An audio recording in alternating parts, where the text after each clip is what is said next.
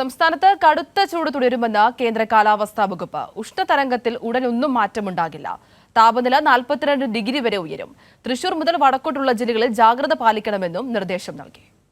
സംസ്ഥാനത്ത് മെയ് 2-ാം വാരം വരെ കടുത്ത ചൂട് തുടരുമെന്നാണ് കാലാവസ്ഥാ വകുപ്പിന്റെ മുന്നറിയിപ്പ്. പാലക്കാട്, തൃശൂർ, കൊല്ലം ജില്ലകളിലെ ഉഷ്ണതരംഗത്തിൽ ഉടനൊന്നും മാറ്റമുണ്ടാകില്ലെന്നും ഈ ജില്ലകളിൽ താപനില 42 ഡിഗ്രി സെൽഷ്യസ് വരെ ഉയരുമെന്നും കാലാവസ്ഥാ വകുപ്പ് അറിയിച്ചു.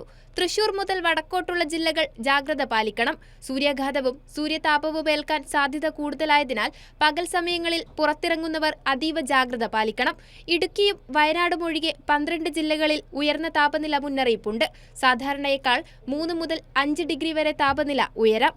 പാലക്കാട് 41 ഡിഗ്രി സെൽഷ്യസ് വരെയും കൊല്ലത്തും തൃശൂരും 40 ഡിഗ്രി സെൽഷ്യസ് വരെയും താപനില ഉയരാം.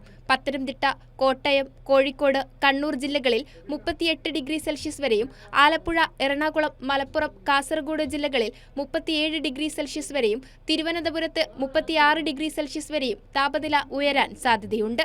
രാത്രിയിലും ചൂട് കുറയാത്തതിനാൽ കേരളത്തിലെ സ്ഥിതി ആശങ്കാജനകമാണ്. എന്നാൽ മെയ് പകുതിയോടെ ന്യൂനമർദ്ദം രൂപപ്പെട്ട് തെക്കൻ കേരളത്തിലടക്കം മഴ ലഭിക്കുമെന്നാണ് പ്രതീക്ഷിക്കുന്നതെന്നും ഇതിന് തുടർച്ചയായി കാലവർഷം തുടങ്ങുമെന്നാണ് കരുതുന്നതെന്നും കാലാവസ്ഥാ വകുപ്പ് അറിയിച്ചു.